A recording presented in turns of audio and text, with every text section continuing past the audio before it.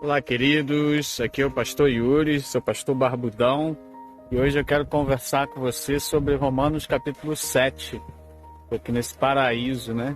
Eu quero começar falando do Charles Spurgeon, o príncipe dos pregadores, né? Que dizia que uma boa analogia é como abrir uma janela para deixar a luz entrar e iluminar uma ideia.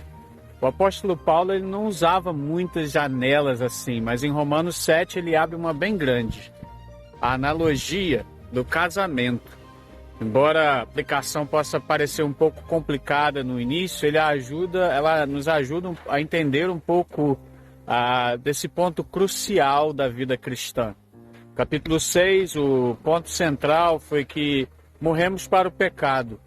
Agora, Paulo adiciona uma nova camada. Nós também morremos para a lei, né? E aí a gente vai falar sobre a libertação do crente em relação à lei.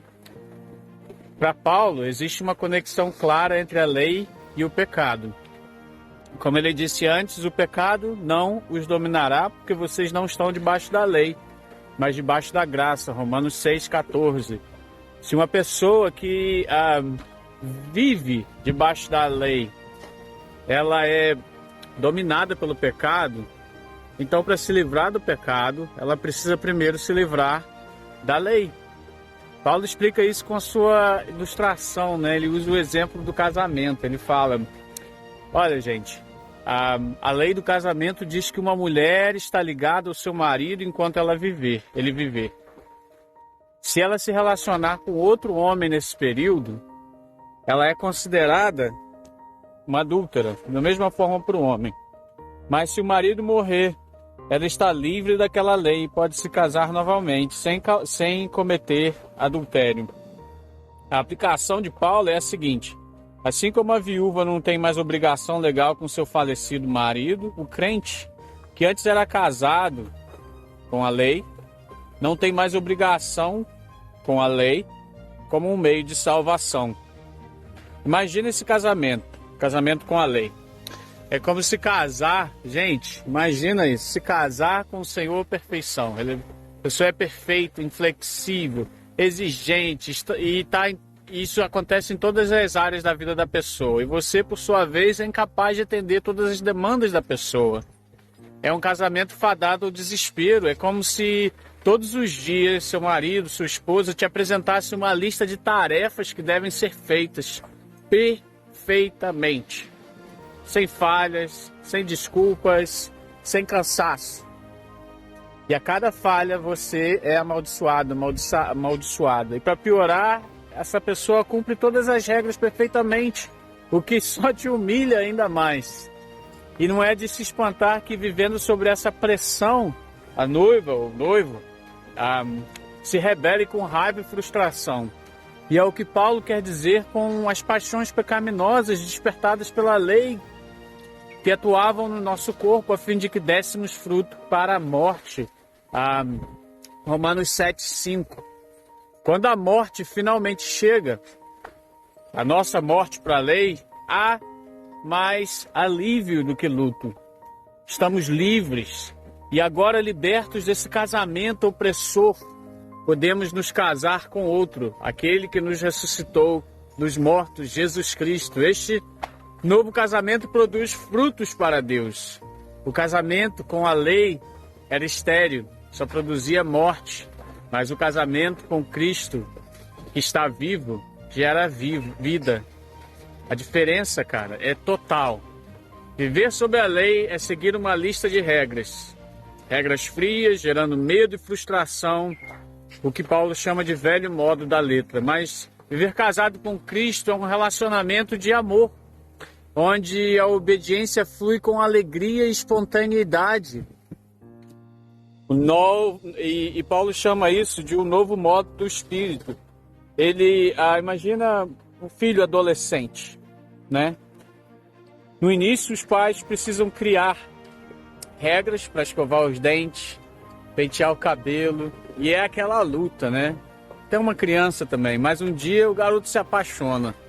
De repente, ninguém precisa mais mandar, né? Ele passa horas no banheiro usando os melhores shampoos, tudo por amor.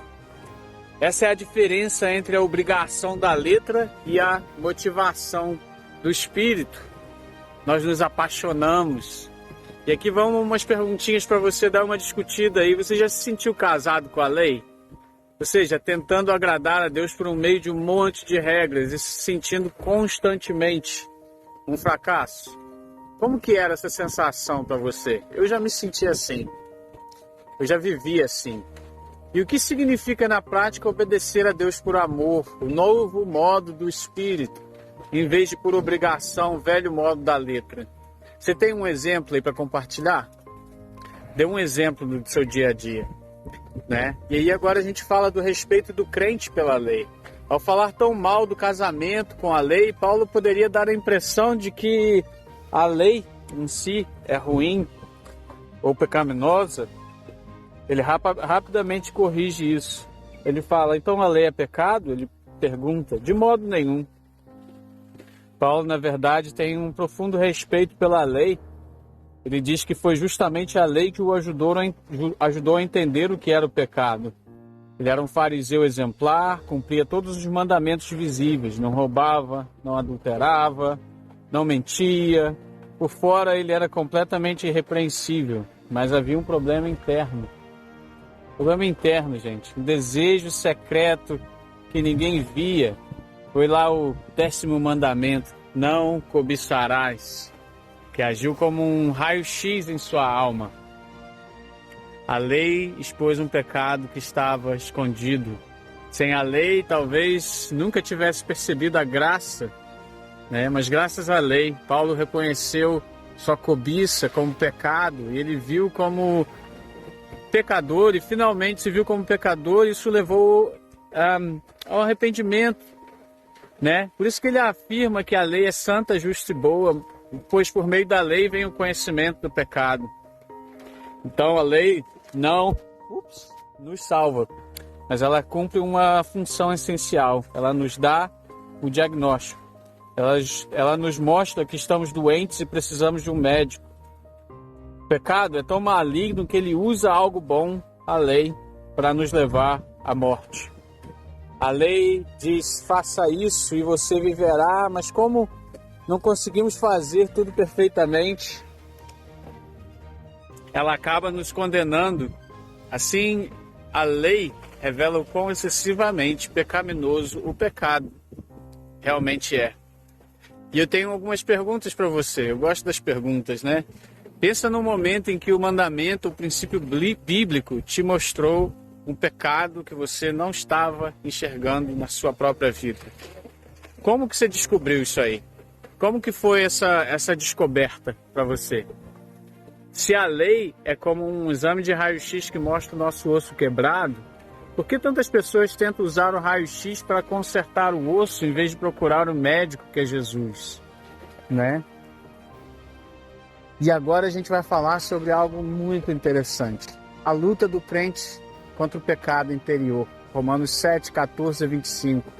Essa última parte do capítulo, ela descreve uma das experiências mais universais e honestas da vida cristã, a batalha interior.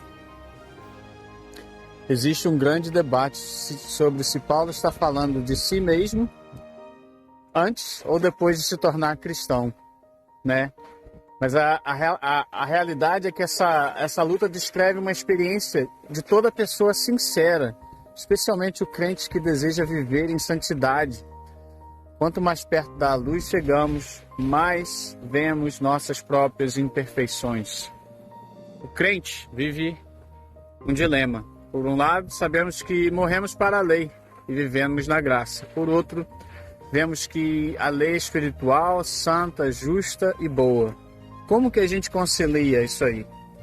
A resposta é que a lei reflete o caráter de Deus e seu padrão perfeito. Morrer para a lei significa morrer para a tentativa de ser salvo pela lei apenas por guardá-la. Mas isso não a torna irrelevante. Ela continua sendo o padrão de Deus. E aí que a batalha começa. O crente que ama a lei de Deus se depara com uma guerra interna. Uma parte de mim concorda com a lei e quer fazer o bem.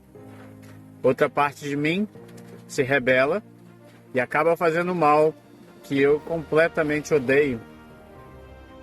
Paulo descreve essa experiência em um ciclo frustrante. Não entendo o que eu faço, pois não faço o que quero, mas o que odeio. E ele concluiu 3 coisas. 1, a lei é boa. 2, eu sou falho, o espírito está pronto, mas a carne é fraca. E 3, a culpa é do pecado que habita em mim.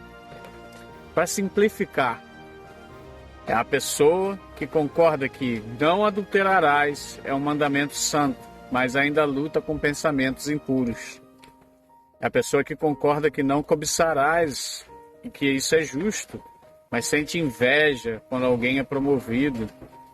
Nós nos alegramos na lei de Deus em nosso interior, mas descobrimos que existe outra lei em nosso corpo, a lei do pecado. Essa mesma lei que mostrou o pecado ao incrédulo para levá-lo ao arrependimento, continua mostrando o pecado que habita no crente, para que busquemos essa libertação, essa santidade contínua. Essa luta leva Paulo a um grito de desespero, usando uma linguagem de um soldado ferido numa batalha. Ele fala, e eu imagino ele gritando: miserável homem que eu sou, quem me livrará do corpo sujeito a essa morte? Romanos 7:24.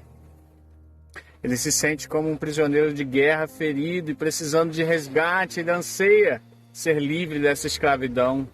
E a resposta vem, tão poderosa quanto breve. Você sabe qual é a resposta? Romanos 7:25 diz: graças a Deus por Jesus Cristo, nosso Senhor. A libertação vem através de Jesus. Paulo não detalha como exatamente aqui, isso aí é o capítulo 8. Mas ele termina com um resumo realista. A guerra não acabou. A mente vai continuar servindo a lei de Deus e a carne a lei do pecado. Mas agora a batalha não é mais travada com a certeza da derrota, mas com a certeza da vitória em Cristo. Sem Jesus seria uma luta perdida. Com o poder dele, o impossível acontece. A lei que era impotente para nos salvar pode ser cumprida em nós à medida que o poder do pecado é vencido dia a dia pelo poder de Deus na nossa vida. Debaixo da lei, querendo nos salvar através de nos tornarmos bons e justos por nós mesmos, nós chegamos a uma frustração e vivemos em medo. Somos como crianças que não querem tomar banho, escovar os dentes, e somos forçados a fazer porque temos medo dos nossos pais e das consequências do que podem acontecer se nós não comermos, não escovarmos os dentes, não estudarmos, não dormirmos cedo. Já debaixo da graça, cara, tudo muda. Estamos enamorados por Jesus de tal maneira que escovamos os dentes, tomamos banho, passamos perfume, comemos até o que normalmente não comeríamos, tudo porque estamos apaixonados. Não sou só eu. De repente, não o fazemos por medo, mas por um entendimento que vem do conhecimento do amor de Jesus nas nossas vidas. Não precisamos fazer para sermos amados, pois somos amados antes de termos até mesmo a possibilidade de fazer. E agora, o fazer não é um peso, mas uma caminhada agradável nos jardins, numa caminhada à noite segurando a mão de Jesus. Nós o amamos, o seguimos e nos relacionamos com Ele, ao invés de sermos amaldiçoados por não sermos perfeitos. Eu tenho algumas perguntas para você. Você se identifica com a luta descrita por Paulo em Romanos 7, de 14 a 24? Eu queria que você lesse o capítulo todo.